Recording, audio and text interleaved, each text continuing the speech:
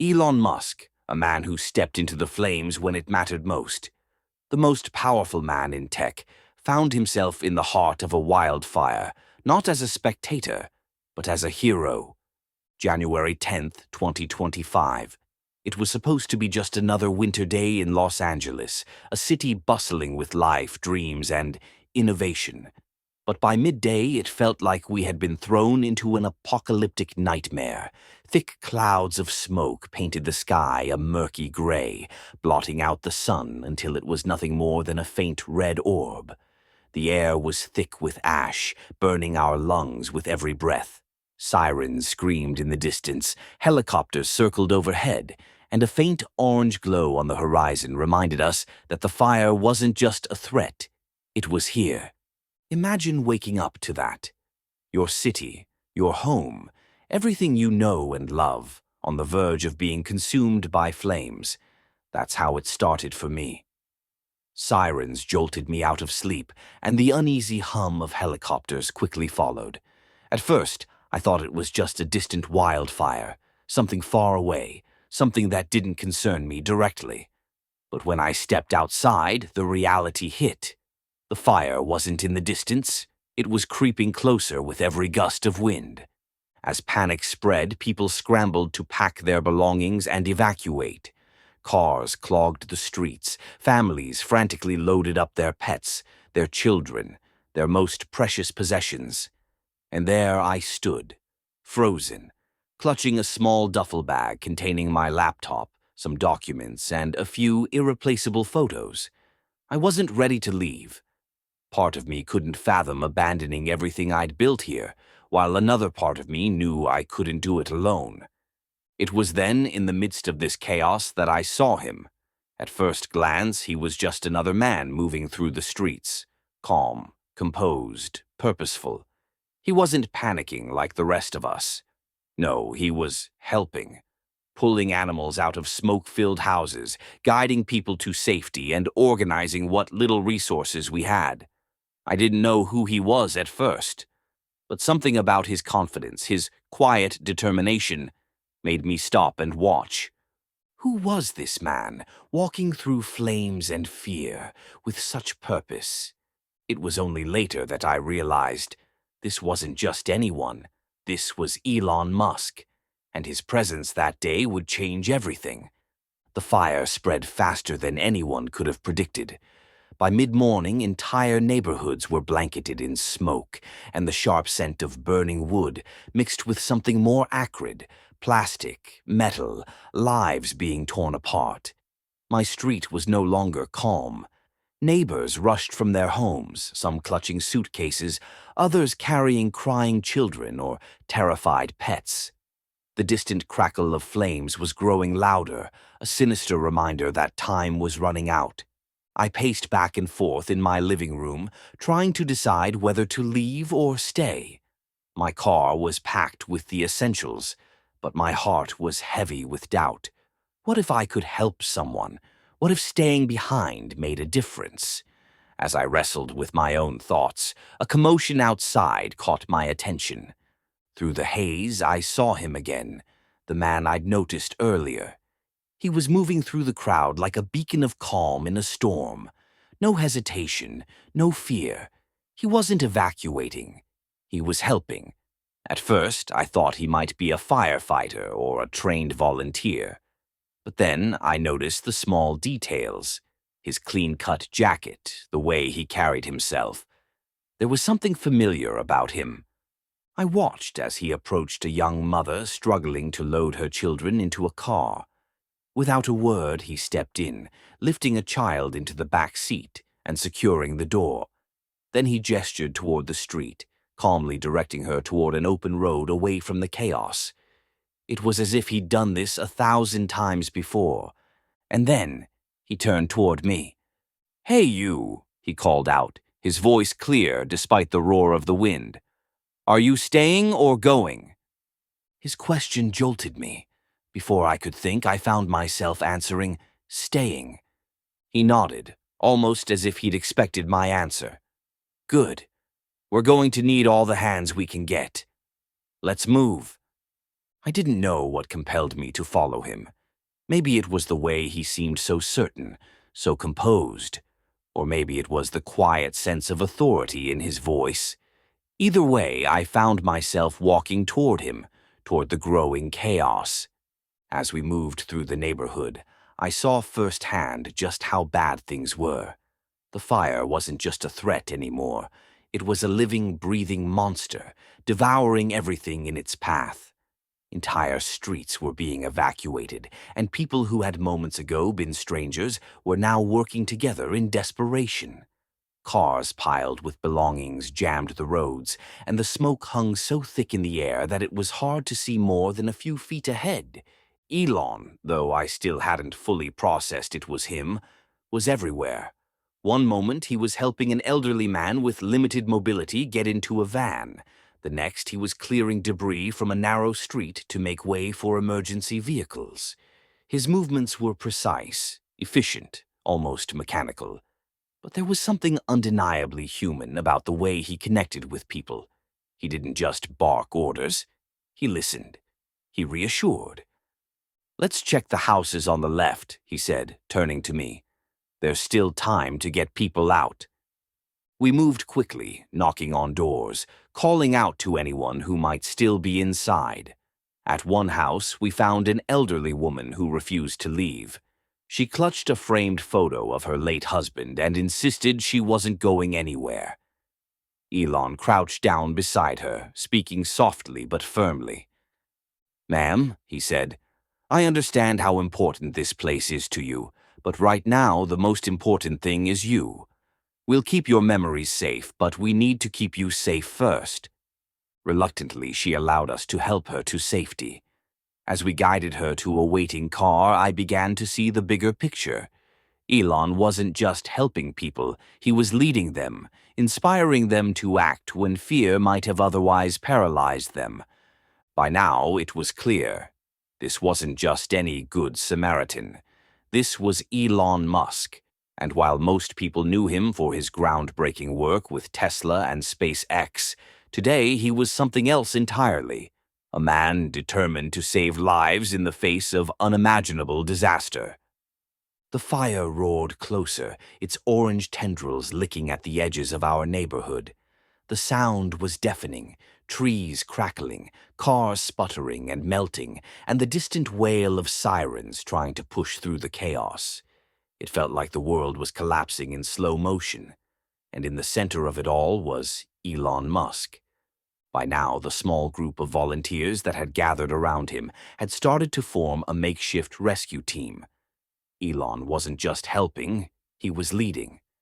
His calm demeanor and quick thinking cut through the panic like a knife. He didn't waste time on long explanations. He simply assessed the situation, pointed to the people around him, and gave clear, direct instructions. "Grab that hose and soak the ground near those houses," he told one man. "We need to slow the fire from spreading in this direction." "Elon, the water pressure is too low," someone shouted. He barely hesitated. "Then move to the hydrant at the end of the street. It's closer to the main line. Let's keep going." I followed him as he moved from one task to another. His ability to think on his feet was almost surreal, as though he was solving a complex engineering problem in real time. In a way, he was. Except instead of designing rockets or electric cars, he was helping to save lives. At one point, a distressed couple approached him. "Our daughter. She's inside. We couldn't get her out," the father cried, pointing to a house with flames crawling up its side. Without a moment's hesitation, Elon turned to me. "You, grab a wet cloth. We're going in." My heart pounded as we approached the house. The heat was suffocating, the air thick with smoke. As we stepped inside, the world seemed to shrink into a haze of orange and gray. The crackle of fire was everywhere, and the walls groaned as if they were about to collapse. "Elon!" I shouted, barely able to see him through the smoke. "I'm here," he called back, his voice steady. "Keep low. Follow me." We found the little girl huddled in a corner of her bedroom, clutching a stuffed bear. Her face was streaked with tears, and her tiny body trembled with fear. Elon knelt down beside her, wrapping a damp cloth around her face. "It's okay," he said softly, his voice cutting through the chaos like a lifeline. "We're going to get you out of here." He scooped her up in his arms as I cleared a path through the debris. Every second felt like an eternity. By the time we emerged from the house, flames were already engulfing the roof. The moment we stepped outside, a collective gasp rippled through the crowd. The girls' parents rushed forward, tears streaming down their faces as they embraced their daughter. "Thank you," the father choked out, his voice breaking. "I don't even know how to thank you." Elon simply nodded. "You don't need to. Just take care of her." It was a moment I would never forget, a reminder of what true courage looks like. But Elon didn't stop to bask in the gratitude. He was already moving, already focused on the next task. "Let's clear the debris blocking that street," he said, pointing to a fallen tree that was preventing emergency vehicles from getting through. "We need to give the fire trucks a way in." He worked alongside us, hauling branches and debris with a strength that seemed almost superhuman. His determination was contagious. Even those who had been paralyzed by fear moments earlier were now pitching in, inspired by his example. By the time the fire trucks arrived, we had cleared a path wide enough for them to maneuver. The firefighters wasted no time, dousing the flames with everything they had. And yet, Elon didn't step back. He stayed on the front lines, helping where he could, ensuring that every person, every pet, every last ounce of hope was pulled from the wreckage. In that moment, Elon Musk wasn't a billionaire, a CEO, or a tech mogul. He was simply a man who refused to stand by while others suffered. And for those of us who witnessed it, his actions were nothing short of extraordinary. As night fell, the fire reached its most dangerous point. Flames surged through the streets like a relentless tide, swallowing everything in their path.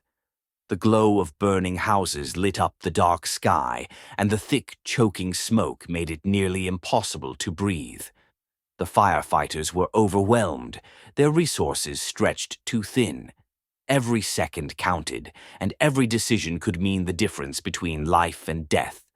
The heat was unbearable, like standing next to an open furnace. Sparks flew through the air, carried by the wind, igniting anything they touched. It was chaos, but amidst it all, Elon Musk remained composed. His sharp focus cut through the panic like a beacon of hope. "We need to evacuate the school," he shouted, his voice commanding attention. I froze. The school? My stomach dropped. It had been converted into an emergency shelter earlier that day, housing dozens of families who hadn't been able to escape in time. The fire was closing in on it fast, and the main road leading to it was completely blocked by debris and abandoned cars. "Elon, it's too dangerous," someone yelled. But he didn't hesitate. "We don't have a choice. If we don't move now, they won't make it." He turned to me and a few others who had been following his lead throughout the day. "We need to clear the road. You, grab anything you can use to move those cars. You, find wet cloths or masks for everyone inside that building. Let's go." With his words ringing in my ears, I joined a group working to clear the road. Sweat poured down my face as we pushed, pulled, and dragged anything in our way. The heat was oppressive, and the flames crept closer with every passing minute. I glanced over my shoulder and saw Elon sprinting toward the school, carrying a fire extinguisher and a backpack filled with emergency supplies. Inside the building, the scene was even more chaotic. Families were huddled together, their faces pale with fear as the smoke seeped in through the windows and doors. Children cried, clinging to their parents. The fire was too close, and there was no time to wait for help. "Elon!" I called out, rushing in after him. "We're getting everyone out now," he replied, his voice firm but calm. He turned to the families. "Listen to me. I know you're scared, but we're going to get you out of here. Stick together, stay low, and follow my lead. He led the first group out, a mother, her two children, and an elderly man. The flames were dangerously close, and the air was thick with smoke, but Elon moved with precision. He kept everyone calm, shielding them with his own body when the heat became too intense. As I helped guide the next group to safety, I saw Elon return to the school again and again.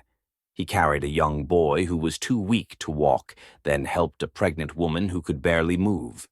Each time he emerged, his face was streaked with soot, his clothes damp from sweat and water. But he didn't stop.